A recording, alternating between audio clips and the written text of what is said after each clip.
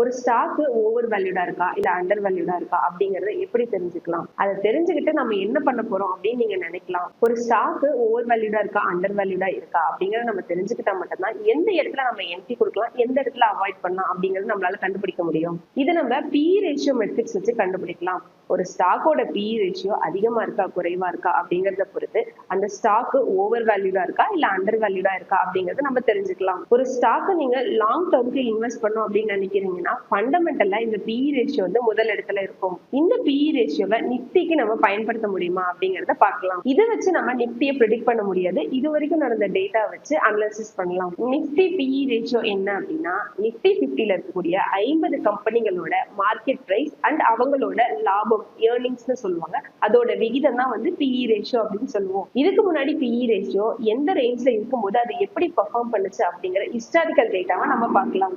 நிப்டியுடைய PE ratio 14ல இருந்து 16 இருந்துச்சு அப்படின்னா வெரி ஹை ரிட்டர்ன்ஸ் கொடுக்கறதுக்கான வாய்ப்புகள் இருக்கு. இதுவே 17 to 20ல இருந்துச்சு அப்படின்னா ஹை ரிட்டர்ன்ஸ் கொடுக்கறதுக்கான வாய்ப்புகள் இருக்கு.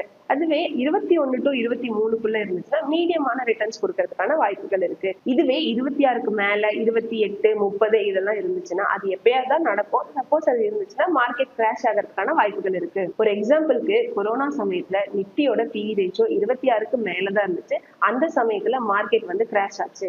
இந்த மாதிரி தகவல்கள் அடிப்படையில வந்ததுதான் இப்ப நீங்க டிஸ்பிளேல பாத்துட்டு இருக்கீங்க. நிப்டியோட PE ரேஷியோ 15க்கு குறைவா இருந்துச்சுன்னா அது அண்டர் வேல்யூவா இருக்குன்னு அர்த்தம். இதுவே 15 to 25க்குள்ள இருந்துச்சுன்னா மீடியம் வேல்யூடா இருக்கு அப்படின்னு அர்த்தம். இதுவே 25க்கு மேல போச்சுன்னா அது ஓவர் வேல்யூடா இருக்குன்னு அர்த்தம். இந்த அளவு எல்லா ஸ்டாக்குகளுக்குமே பொருந்தும். இப்ப நிப்டியோட PE ரேஷியோ எவ்வளவு இருக்கு அப்படிங்கறத நீங்க டிஸ்பிளேல பார்க்கலாம். நிப்டியோட PE ரேஷியோ தினம் தினம் மாறிக்கிட்டே இருக்கும். அதை நீங்க வந்து ஜிரோதாவோட டிக்கெட் தேர்க்கையோ NSEயோட அதிகாரப்பூர்வ வெப்சைட்டையும் நீங்க செக் பண்ணி பார்த்துக்கலாம்.